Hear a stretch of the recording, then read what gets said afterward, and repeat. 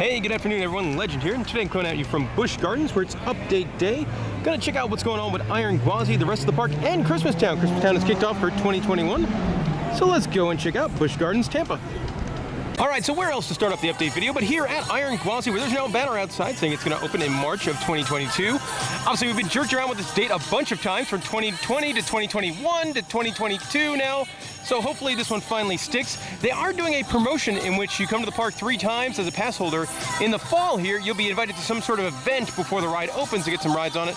Again, it looks amazing. Hot take, I'm not sure if it looks better than the one they're building over in Georgia. The one that Fun Spot Atlanta's getting is going to be really, really good. I'm not sure if this one will be better than that than not, but I'm very excited for both of them. One thing I quickly noticed over here by Iron Gwazi, there is kind of an informational sign while you're in the queue talking about alligators and crocodiles. I don't think they'll have animals in the queue. It would be cool if they did. Well, they still refuse to open Iron Gwazi. At least they have it decorated for the holidays, and it's in Iron Gwazi colors as well. Over by Iron Gwazi, the trees are lit up in Iron Gwazi colors. Cheetah Hunt is currently closed for almost a 2-month refurbishment, and you can see why right there. It is getting repainted, which parts of it really, really need. Some of this ride was looking in very rough shape, but it's getting the love it needs. But with that being such a big ride and taking up so much space in different parts of the park, the repainting is going to take 2 months, so it'll reopen around December 18th, just in time for the busy Christmas time.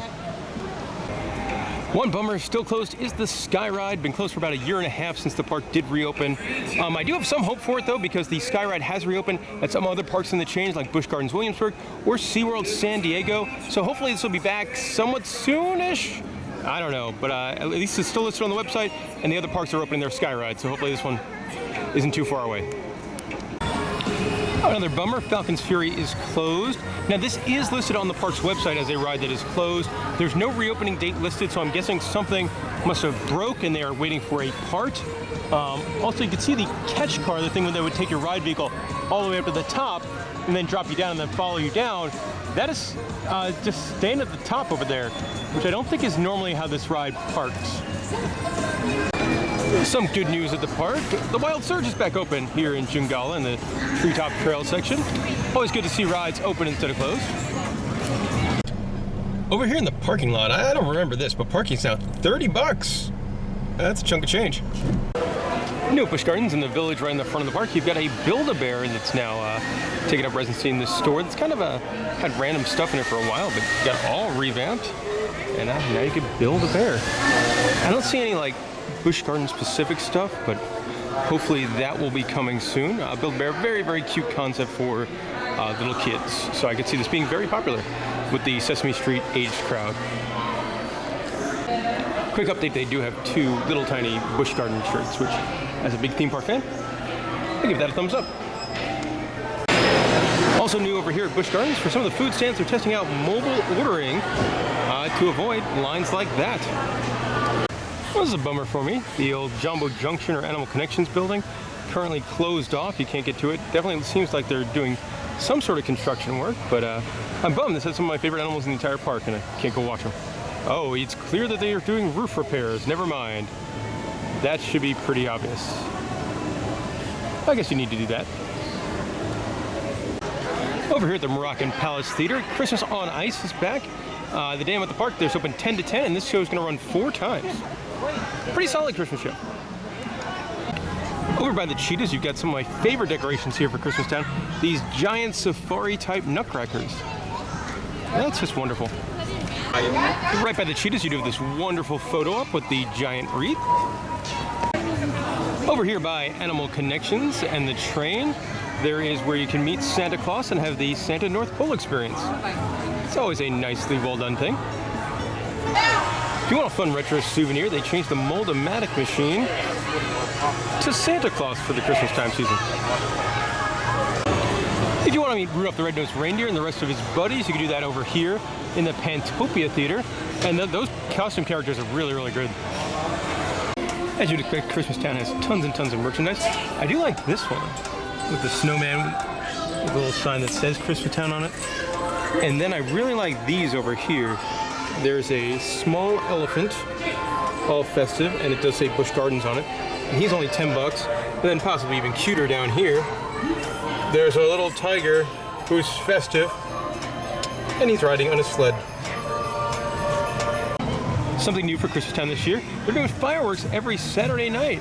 So that'll be cool. I'm not here on Saturday, I'm here on Monday. And they also have this pathway open once it hits like 4 or 5 o'clock in the evening with a bunch of the food booths on it. Also, if you're a big dork like me, get some cool views of Iron Gwazi from back here.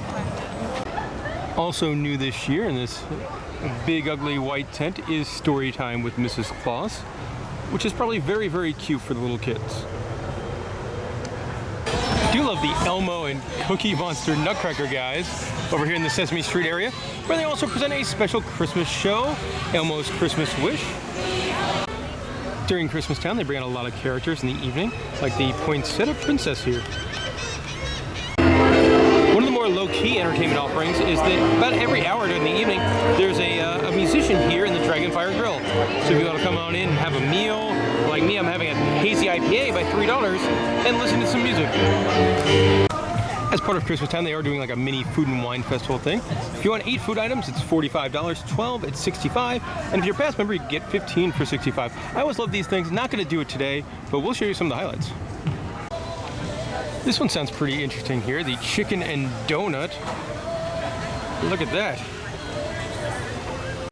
Here's another Christmas booth. They got deep dish cookies and then Kahlua-filled beignets. Oh, that's cute. They changed the name from Garden Gate Cafe to the Garland Gate Cafe for Christmas time. Impossible nachos, barbecue chicken slider, and corn dogs. And Kahlua frozen eggnog. My favorite food booth at Christmas time is always this one here because they offer some sort of liquor tasting. This year it's all Jack Daniels themed, and they got 4 shots of different whiskeys here. After the pass holder discount, 4 shots were 17 bucks. I'm going to try some Gentleman Jack, the single barrel select. I was really excited for this, the Winter Jack Tennessee Cider. I almost bought a bottle of that to drink on Thanksgiving, and then finishing up with the Tennessee Fire. Pretty good pours there too. Of course, here at In the Loop, we love the occasional adult beverage, and they do have a series of Christmas beers, including the fantastic Hershey's Yingling, which is great, but I went with a little bit more pungent, the Dragon's Milk Bourbon Barrel Aged Stout. There we go. Not in my size, but this is something I would totally buy. They have a 50th anniversary of the Serengeti Express t-shirt, and also a throwback t-shirt. Although I'm not sure, were these characters ever in the Tampa park? They definitely look like characters from the Williamsburg park.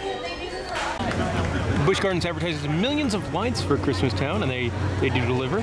The prettiest section of the park is over here in the Christmas Town Village. They've got some fun lights over here by the alligators and the Moroccan Theater.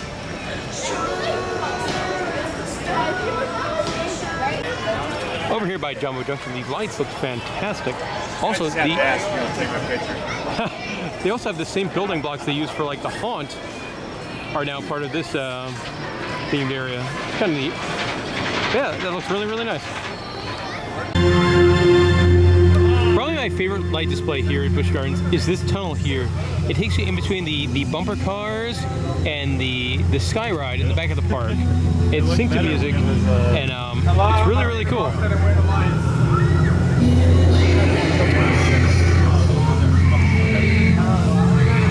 They used to do a light show. Oh, it's so neat. And they do it to different music and stuff like that. And it's wonderful. It does bring the holiday spirit.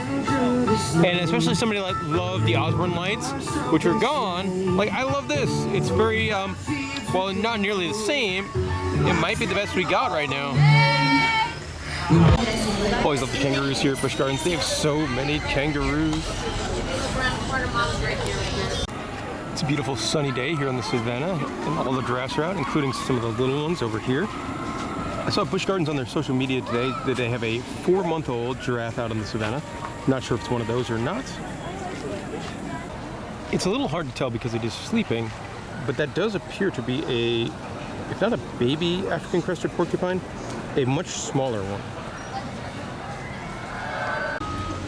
The slender snouted crocodile is in a really cool pose, just sleeping underneath the water. The Nile crocodile there is posing pretty good. Whenever you see an alligator or crocodile with their mouth open like that, it actually helps cool them down. The very basis of right here. Let's see if we get the hippo feeding. Let me see. There it goes. They're so cool. And ask him to come with her. They're also feeding the hippo and training the hippo. You're going to see him walk around outside the water, which is pretty rare for hippopotamuses. That's a big one. The tiger looking beautiful as always. Such a pretty animal. Over here, the big orangutan is hanging with a snack. He's so cool. The penguins get tons of attention during Christmas time, but they deserve attention all year long because they're the best animal out there. Over here in the Jigala section of the park, a Chick-fil-A is opened, and surprisingly no line for this one. I would say I'm probably not a fan of this move. I feel like Chick-fil-A, being such an American brand, has no real space in an African themed park.